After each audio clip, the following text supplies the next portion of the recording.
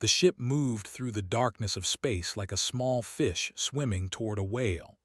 Captain Park stood at the front window of the horizon's edge, watching the massive station grow larger and larger. Prime, the capital of the Galactic Accord, home to 412 different species from across the Milky Way galaxy, had dreamed of this moment since she was a child. All of humanity had dreamed of it. For 300 years, humans had looked up at the stars and wondered if they were alone. Now they knew the truth. They were not alone. The galaxy was full of life, full of civilizations far older than Earth, and today humanity would finally join them. Admiral stood beside her, his gray hair cut short in military style. His face showed no emotion, but knew him well enough to see the tension in his shoulders. Behind them, Doctor checked her translation device for the 100th time. She had spent 20 years learning the common language of the Accord. She would speak for all of humanity today. The station's docking bay opened like a mouth, swallowing their small ship whole. Lights guided them to a platform where dozens of alien vessels already waited. Some were beautiful, made of crystal and light. Others were ugly, rough metal shapes that looked more like weapons than transport. The horizon's edge, with its simple white hull and blue markings, looked like a toy beside them. They walked down the ramp together, and 3 humans, the first to ever set foot on Prime. The air smelled strange, sweet like flowers but also sharp like metal. Beings of every shape and size moved around them. Some walked on 2 legs, some floated, some crawled. Some had no bodies at all, just clouds of glowing gas that spoke in whispers. A tall creature approached them. It had silver skin and 4 arms, and its eyes were black pools that reflected no light. This was a member of the Tribunal of 7, the rulers of the Accord. "Welcome, humans," said. Its voice was like music, each word a different note. "We have watched your species for some time. You have achieved faster-than-light travel. This is unexpected for one so young." Bowed her head in respect. "We thank the tribunal for receiving us. Humanity wishes only peace and friendship with the great civilizations of the galaxy." Made a sound that might have been laughter. Yes, they all say that in the beginning. They were led through corridors of light, past gardens that grew plants from 1,000 worlds, past libraries that held the knowledge of 60,000 years. Tried to memorize everything, but it was too much, too beautiful, too overwhelming. The tribunal chamber was a vast dome filled with floating seats. Each seat held a representative of a different species. Hundreds of eyes, or things that served as eyes, turned to look at the 3 small humans who walked to the center of the room. The 7 rulers sat above all others, took its place among them. The leader, a being made entirely of golden light, spoke first. "We have examined your species," the Golden One said. "Your genetic code, your history, your biology, your world." Felt hope rise in her chest. This was it. This was the moment humanity would take its place among the stars. "Our judgment is this. Humanity is classified as deficient species grade 7. The words hit like a physical blow. She heard take a sharp breath. His face went pale. "You are too short," the Golden One continued. 80 years on average. This is barely enough time to gain wisdom. Your bodies are fragile. You require specific temperatures, specific air, specific food. You cannot survive in most environments without artificial help. Yours is small and unremarkable, located in a dim region of the galaxy. Another ruler spoke, this one a creature of blue ice. "You are membership in the Galactic Accord. Furthermore, you are forbidden from expanding beyond a 40 light-year radius of your sun. This quarantine zone will be called the Dim Reach. You will remain there." "For how long?" asked her voice shaking. "Until you prove yourselves worthy," the ice creature said, "or until you die out as most deficient species do." Stepped forward. "You cannot do this. We came in peace. We came as friends." "You came as children," said, and there was something like pity in its musical voice. "The galaxy is not a place for children. Return to your dim reach, humans. Grow if you can. In 10,000 years, perhaps your descendants may try again. The chamber fell silent. The judgment was final. They walked back to their ship in silence. The aliens they passed no longer seemed beautiful they seemed cold, distant, looking at humans the way humans might look at insects. The horizon's edge left Prime and began the long journey home. For 3 days, no one spoke. On the 4th day, stood at the window again watching the stars, joined her. "They think we are nothing," she said quietly. His jaw tightened. His hands curled into fists at his sides. When he spoke, his voice was low but steady, full of something that might have been anger or might have been determination. "Then we will become something they cannot ignore." Looked at him, then she looked back at the stars. Somewhere out there in the cold and the dark was the dim reach, their prison, their exile. But also perhaps their beginning. "Yes," she said, "we will." And the small ship carried them home, to a world that did not yet know its children had been rejected by the universe, but would soon learn, and would soon rise. 50 years passed. The galaxy forgot about the small species trapped in their corner of space. The Accord sent scouts sometimes, simple machines that watched from far away and reported back. The reports were always the same. The humans were still there, still alive, still confined to their prison of 40 light years. But the scouts did not look closely enough. Minyu was 32 years old when he changed everything. He was not a great scientist. He had failed his university exams twice. He worked in a small lab on Mars, surrounded by machines that other people had built, trying to make them work better. The fold drive was an accident. He was testing a new type of engine when something went wrong, or perhaps something went right. The engine did not bend space the way normal drives did. It folded it, like folding a piece of paper so that 2 distant points touched each other. His small test ship disappeared. Everyone thought it had exploded. 3 hours later, it reappeared in orbit around Neptune. Minyu stared at his readings for a long time. Then he began to laugh. The trip should have taken weeks. The ship had made it in seconds. Within 5 years, every human vessel carried a fold drive. The Accord scouts noticed that human ships were moving faster than before, but they did not understand why. The science was impossible, their experts said. The reports must be wrong. The reports were not wrong. Governor was a small woman with gray hair and sharp eyes. She had been born on Earth but had spent most of her life in space. She was 60 years old when she became the first governor of the outer colonies. The Accord had forbidden humans from settling beyond the dim reach. But within the dim reach, there were 17 worlds that could support life.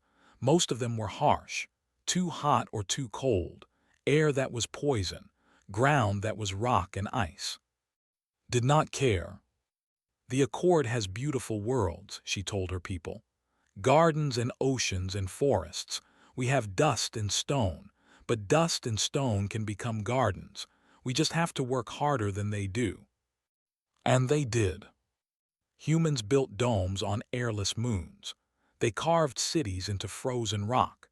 They created floating stations in the clouds of gas giants. They learned to grow food in soil that had never known life, to make water from ice that was millions of years old. It was hard. People died.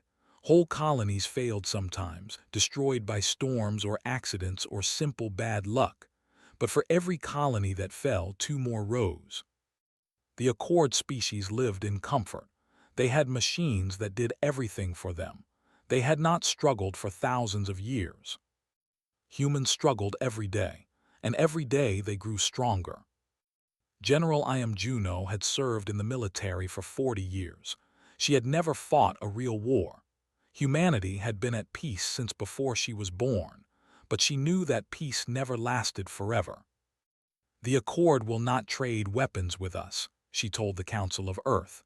"They think we are too primitive, too dangerous, so we will build our own." She was given command of the Human Defense Force. Her orders were simple: prepare for anything. Juno studied every weapon the Accord had ever used. She watched recordings of their battles, their police actions against minor species. She learned their tactics, their formations, their weaknesses. Then she built something different. Accord ships were beautiful and expensive. Human ships were ugly and cheap. Accord weapons were elegant and precise. Human weapons were brutal and overwhelming. That fired metal at impossible speeds. Plasma lances that burned through any armor. Swarms of small drones that could think for themselves, adapt to any situation, overwhelm any defense. We cannot match their quality, Juno said, so we will drown them in quantity. The first human battleship was named the Defiant. It was not graceful like Accord vessels. It was a rectangle of black metal, covered in weapons, built for one purpose only: war. An Accord scout finally looked closely at humanity in the 48th year of exile. It sent back images of the Defiant, of the orbital shipyards building more vessels just like it, of the colonies spread across 17 worlds. The scout's report reached the Tribunal of Seven. They are not just surviving, the report said, they are thriving. Read the report and felt something strange, something it had not felt in centuries: concern. Should we increase their restrictions? Asked the Golden Leader. Considered. The humans were still trapped in the dim reach. They could not threaten the Accord. They were still primitive, still short-lived, still deficient. No, said. They are children playing with toys. In another 50 years they will have exhausted their resources and begun to decline. All deficient species do. The Golden Leader agreed. The matter was closed. Far away, in the dim reach, Minu died at the age of 81. He had lived to see his fold carry humanity to every corner of their prison. Governor died at 90, surrounded by who had been born on 5 different worlds.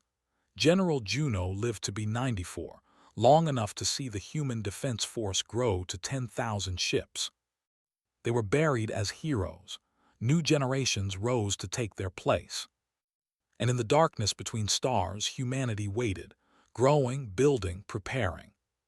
For what they did not yet know, but they would be ready. The first warning came from the edge of the galaxy. A colony of the species, one of the oldest in the Accord, sent a single message before going silent. Something is coming, something hungry. The Accord sent ships to investigate.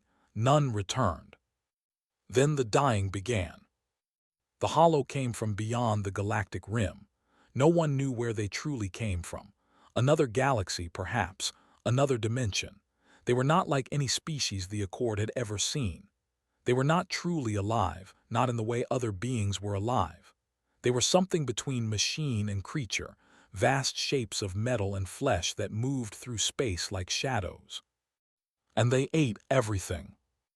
A hollow swarm would arrive at a world and descend upon it like a cloud. They would consume the cities, the forests, the oceans, the very rock itself. They would convert everything into more of themselves. A planet that had taken millions of years to develop life would be stripped bare in weeks. Then the swarm would move on, larger than before. In 3 years, 42 Accord worlds were gone. Billions of beings died. Species that had existed for 10,000 years were erased from the universe as if they had never been. The Accord fleets fought back. They were the greatest military force the galaxy had ever known, with ships that had never lost a battle, weapons that had crushed every enemy they had ever faced. They lost, again and again they lost. Accord shields were designed to stop energy weapons. The Hollow did not use energy weapons. They used themselves, crashing into ships, tearing them apart with claws of living metal. Accord tactics were designed for orderly battle, for enemies who followed rules. The Hollow followed no rules. They adapted, changed, became something new with every fight. The Golden Leader of the Tribunal stood before the council of 400 species. Its light had dimmed. Its voice was tired. "We are losing," it admitted. "We do not know how to win." spoke into the silence that followed. There is one option we have not tried. The humans, the ice creature laughed, but there was fear in its laughter. They are deficient, primitive. What could they possibly do? I do not know, said, but we have tried everything else. The vote was close, but it passed. An envoy would be sent to the dim reach. Ambassador Shin received them in a simple room on Earth's moon. She was 70 years old, with white hair and a face that showed nothing. Behind her stood Admiral, granddaughter of the Admiral who had first approached the Accord 50 years ago. Entered alone. Its silver skin had lost its shine. Its musical voice was quiet, almost broken. Humanity, said, we come to ask for help. Did not move. Help, you come to ask for help. Yes. You called us deficient. You locked us in a cage. You told us we were nothing, that we would die out like all the other primitive species. And now you come to ask for help. Lowered its head, we were wrong. Wrong, its voice was ice. Billions of my people lived and died in the dim reach because of your judgment. Generations who never knew what it was to walk freely among the stars. And you were wrong. Yes, please, our worlds burn, our people scream. The hollow do not stop, they do not negotiate, they do not sleep. They only consume. If they are not stopped, every living thing in this galaxy will die, including your people. Was silent for a long time, watched her waiting. Finally, the ambassador spoke. Leave us, we will discuss this among ourselves. Left, the debate that followed lasted 7 days. Some voices called for revenge. Let the Accord burn. Let them suffer as they had made humanity suffer. They had shown no mercy to humans. Why should humans show mercy to them? Other voices spoke of survival. The hollow would not stop at the Accord. If the galaxy fell, the dim reach would fall too. Fighting was not mercy. It was common sense. President Nam was a quiet man. He had been a teacher before he entered politics. He listened to every voice, every argument, every cry for vengeance, and every plea for action. When everyone had spoken, he stood. I understand the anger, he said. I feel it too. They hurt us. They dismissed us. They treated us like animals, like things, like nothing. I have not forgotten. I will never forget. He paused. But what kind of people do we want to be? If we let billions die to prove a point, what have we proven? That we are as cruel as they were. That we learned nothing from our suffering except how to make others suffer. The chamber was silent. We are not them, said. We never were, and I refuse to become them now. Not for revenge, not for pride, not for anything. He looked at the representatives of humanity, the colonists from Mars, the station dwellers from the outer worlds, the soldiers and scientists and ordinary people who had built a civilization in the darkness. I say we fight, not for the Accord, not for forgiveness. We fight because it is right. We fight because that is who we are. The vote was taken. It was not close. 3 days later, the first human fleet folded into Accord space. Admiral stood on the bridge of the Defiant, looking at the stars she had never been allowed to visit. All ships, she said, prepare for war. And humanity went to meet the hollow. The Accord watched as human ships arrived in their space. They expected the newcomers to fall into formation, to follow the standard tactics that every civilized species used. Neat lines, ordered ranks, careful, measured responses. Instead, the humans attacked like wolves. The first battle took place at its moon. A hollow swarm of 300 creatures was consuming the orbital stations when Admiral's fleet arrived. The Accord commanders who had come to observe expected her to position her ships carefully, to fire from a safe distance, to retreat if things went badly. Did none of these things. All ships scatter formation, she ordered. Find targets and destroy them. Do not wait for orders, do not form lines, hunt. The human fleet broke apart into dozens of small groups.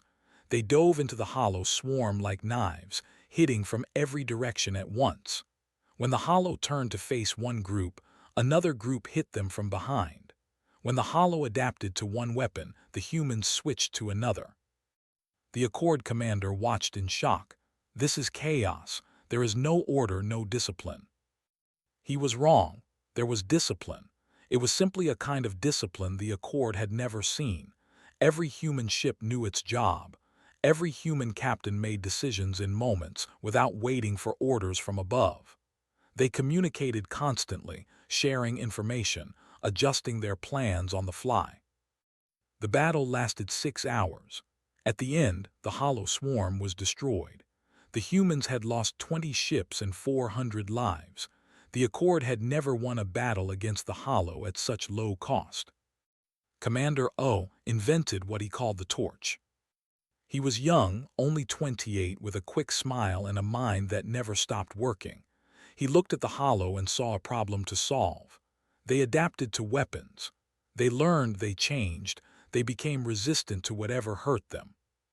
So we hurt them in ways they cannot adapt to, he said. The torch was simple, a small drone packed with antimatter designed to fly into the heart of a Hollow creature and explode. No armor could stop it. No adaptation could survive it. One torch, one dead Hollow. The first time used the torches, he destroyed 50 Hollow in 10 minutes. The creatures tried to adapt. They grew faster, tried to catch the drones before they arrived, made the drones faster. They tried to develop shields. He designed drones that could fold through space, appearing inside them without warning. For every adaptation, there was a counter-adaptation. The Hollow were ancient and powerful, but was human, and humans had spent their entire existence adapting faster than their enemies. How do you do it? An Accord scientist asked him. How do you create new weapons so quickly? Shrugged, you spend 1,000 years on one perfect solution. We spend 1 year on 1,000 imperfect solutions. Some of them work. Doctor was not a soldier. She was a biologist who studied how living things communicated. When the war began, she was asked to study the Hollow to understand how they coordinated their attacks. For 6 months, she listened to the signals the Hollow sent to each other. Strange sounds, deep vibrations, patterns of light that no Accord scientist had been able to decode in 3 years of study. Then one night at 3 in the morning, alone in her lab, she understood. It is not a language, she told Admiral. It is more like music. They do not send words. They send feelings, hunger, direction, purpose. If we can learn to read it, we can predict their movements. How long will that take? Asked. The Accord scientist estimated 10 years, smiled. I will do it in 3 months. She did it in 2. With system, human fleets knew where the Hollow would attack before they attacked. They could set traps, prepare defenses, evacuate civilians. The Hollow, for the first time, faced an enemy who knew what they would do before they did it. The war turned, slowly, painfully, with terrible cost, but it turned. At the Battle of Cygnus Gate, Admiral faced the largest Hollow force ever assembled. 3,000 creatures, including the Hive Mother that controlled them all. The Accord begged her to retreat, to wait for reinforcements, to fight another day. She refused. We end this here, she said. She had studied the star that burned at the center of the Cygnus system. It was old, unstable, ready to die. A small push would collapse it into itself, creating a gravity well that would trap anything nearby. She gave the order. Human ships dragged the Hollow fleet toward the dying star. They sacrificed themselves, ship after ship crashing into the enemy, holding them in place, giving the star time to collapse. Watched from the Defiant as the star fell inward. She watched as the Hollow were pulled toward it, screaming their strange music of hunger and rage. She watched as solar fire consumed them all. Admiral, her communications officer said, the Hive Mother is destroyed. Nodded, she looked at the count of her losses. 89 ships, 12,000 lives. Humans who would never go home, who had given everything so that others could live. Record their names, she said quietly, every one of them. The Hollow in that sector were gone, But the war was not over. More swarms remained, scattered across the galaxy, still hungry, still consuming. The humans did not celebrate. They mourned their dead. Then they turned to face the next battle and the next and the next. Because that was what humans did. That was the human way. The war lasted 11 years. 11 years of fire and death and sacrifice. 11 years of battles that burned across 1,000 star systems. 11 years of humans dying far from home so that strangers could live. In the end, it came down to one ship and one captain. The last Hollow Queen hid in the void of a dark place between galaxies where no light reached. She was the oldest of her kind, the first, the mother of all the horrors that had consumed the galaxy. Kill her, and the remaining Hollow would lose their purpose, their direction. They would scatter and fade. Captain Moon volunteered for the mission. He was 43 years old, a quiet man who had lost his wife and son when the Hollow attacked a human colony in the 3rd year of the war. He had fought ever since, not for glory, not for revenge, but because he did not know what else to do with his grief. His ship was the smallest in the fleet, a scout vessel designed for speed, not for battle. He went alone because the void was too dangerous for larger ships, too twisted by strange gravity to navigate safely. For 3 weeks he searched the darkness. For 3 weeks he hunted the Queen. He found her on the 22nd day. She was vast, larger than any Hollow he had ever seen, a mountain of living metal that pulsed with a dark light. She felt him coming. She reached for him with claws that could crush planets. Did not hesitate. He flew his ship directly into her heart. He activated every weapon he had, every torch, every explosive. He said nothing at the end. No great words, no final speech. He simply did what needed to be done. The Queen died. The explosion could be seen from 3 star systems away. And the war was over. The Tribunal of 7 came to Earth. Not to a station, not to a diplomatic meeting. To Earth itself, to the planet they had once dismissed as small and unremarkable.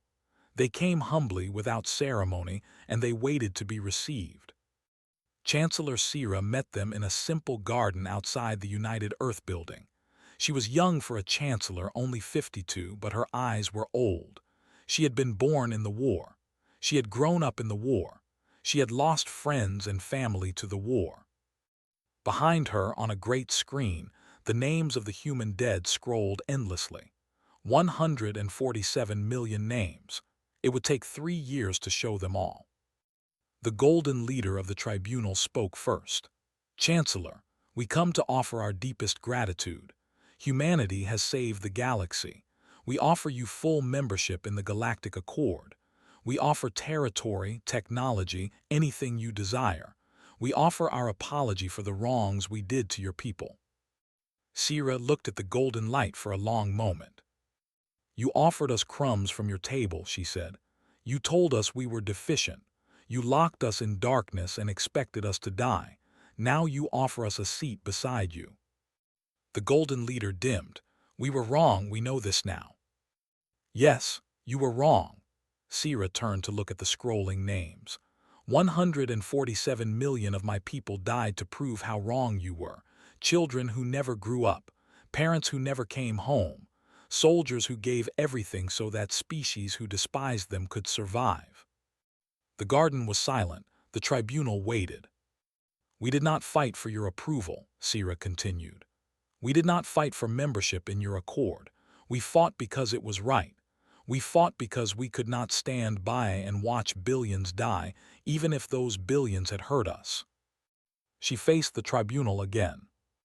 We accept your membership, not because we need it. We have proven we can survive without you. We accept because the galaxy needs us, not as servants, not as pets, not even as equals. Her voice was steady, clear, certain. We accept as what we have always been, survivors, fighters, humans. The Galactic Accord was rebuilt. The old system, with its rankings and classifications, was destroyed. No more would species be called deficient, be locked in cages, be told they were worthless. The new coalition of worlds would judge no one by their fragility. It would judge only by their deeds. Humanity took a permanent seat on the new council, not because they demanded it, because every other species insisted on it. 200 years later, the galaxy was changed beyond recognition. Human ships traveled freely among the stars. Human colonies dotted 1,000 worlds. Human ideas, human art, human music spread to every corner of civilized space. On Earth, in a garden filled with cherry blossoms, an old woman sat on a bench and watched children play. Retired Admiral was 94 years old. Her hair was white, her face lined with age, her body tired from a lifetime of war and peace. But her eyes were still sharp. The children playing around her were not all human. Some had silver skin like some had 4 arms, some floated on clouds of light. But they played together, laughed together, in a galaxy that their grandparents had once thought would never accept them.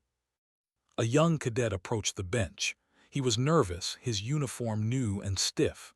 "Admiral, I am sorry to bother you, but I wanted to ask, what was it like, the war, the beginning?" Smiled. It was a tired smile, but also a kind one. "Terrible," she said. "War is always terrible. I lost friends. I lost ships. I made choices that still keep me awake at night." "Do you regret it?" She thought for a long moment. She thought of her grandfather, Admiral, who had sworn to make humanity something the galaxy could not ignore. She thought of Minu and Juno, who had built miracles in the darkness.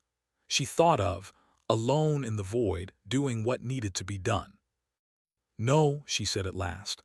"I would do it all again. Every battle, every sacrifice, every death." She looked up at the sky, at the stars that humanity had once been forbidden to touch. "They cast us out, you know. They thought we would die in the dark, in the dim reach, forgotten and alone." She laughed softly. "They forgot something important. Humans have always found our way by starlight. No matter how dark the night, we look up, we reach, we rise." The young cadet stood. He looked at the stars too. "And now," he asked, "what do we do now?" Admiral, hero of the Hollow War, defender of a galaxy that had once rejected her people, smiled one last time. "Now we keep reaching. That is what humans do. That is what we have always done. And that is what we will do forever." Above them the stars burned. Below them the children played. And humanity, cast out no longer, stood among the heavens as it always knew it would. Home at last, home among the stars.